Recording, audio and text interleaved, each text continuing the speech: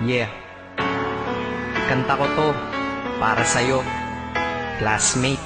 Teka, nag-aaral ka ba? Oo. Ulol, anong course mo? Astronaut.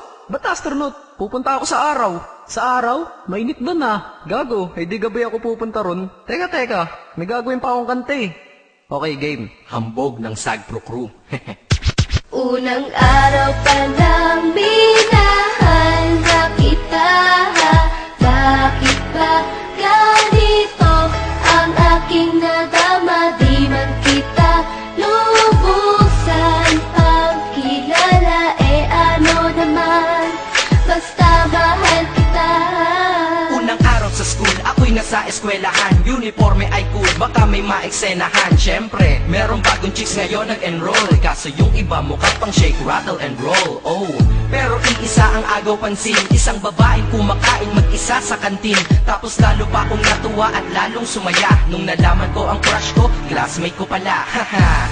Ngayon nga madiskartehan, wala akong pake kung magtaray o mag-enartehan. Basta gusto ko lang sabihin salitang nakakasado. Sa exam ng puso ko, alam mo ba ikay pasado? Pero teka lang, pangalan mo di ko pa alam. Hoy, mister, wag kang maingay. Tumahimik ka ma'am. Anyway, di ko pa rin alam pangalan mong banal. Pero pwede ba, tawag ko na lang sa'yo mahal. Unang araw pa lang minahal na kita. Bakit ba ganito ang aking nadama? Di man kita lubusan pagkilala. Ano naman, basta mahal kita.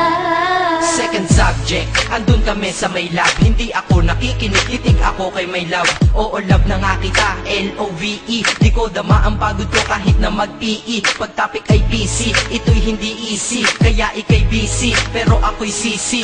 Ngit pa rin sa oras mo kahit ikaw ay mainis. Kasi ikaw bumubusog sa puso ko kapag recess. Kung eskwelahan ng puso ko, ikaw ang principal. Dahil sinusunod lamang nito kanyang minamahal. Laig ko pa ang first honor kapag nakita kita. Ikaw solution sa problem sa matematika ng buhay ko, kasi ikaw plus ako equals for better. Multiply by tiwala at love equals forever. At wala nang pwedeng mag-divide sa ating dalawa, kasi sa aklat ng sibika kayo'y nakatalaga. Unang araw pa lang minahal na kita. Bakit ba ganito ang aking nadama? Di man kita lubusan pagkilala. Ano naman, basta mahal kita.